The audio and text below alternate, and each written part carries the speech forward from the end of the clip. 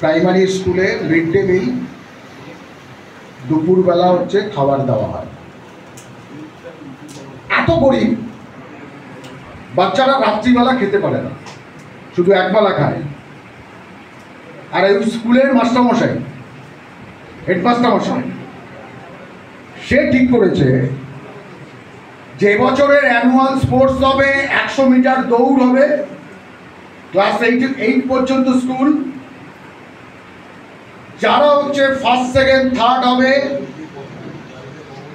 প্রতিদিন রাত্রিবেলা খাওয়ার দায়িত্ব হেডমাস্টার মশাই নিজে নেবে, পকেটের টাকা খরচ করে। এবার ক্লাস 6-এর 45টা বাচ্চা তারা দৌড় প্রতিযোগিতায় নাম দিয়ে এবং সেখানে দাঁড়িয়েছে। হেডমাস্টার মশাই যখন হুইসেল বাজালো তখন 45টা বাচ্চা সবাই সবার হাত ধরে একসাথে দৌড় শুরু করলো। ফিনিশিং পয়েন্টে গিয়ে সবাই একসাথে ফার্স্ট হয়ে বলছে, আমরা সবাই ফার্স্ট হয়েছি, আমাদের সবাইকে রাত্রিবেলা খাওয়ার ব্যবস্থা করতে হবে। আফ্রিকার ওই স্কুলের ছোট ছোট বাচ্চাদের থেকে এটাই শেখা যে আমাদের বেঁধে বেঁধে থাকতে হবে, আমাদের সবাইকে ঐক্যবদ্ধ থাকতে হবে।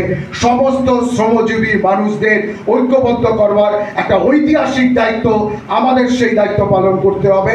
আমাদের এই সম্মেলন থেকে আমরা এই সিদ্ধান্তই গ্রহণ করতে চাইব সবাই মিলে আলোচনার মধ্য দিয়ে, যে আমাদের রুখে দিতে হবে বিভাজনের রাজনীতিকে, ঐক্যবদ্ধ করতে হবে সমগ্র শ্রমিক শ্রেণীকে।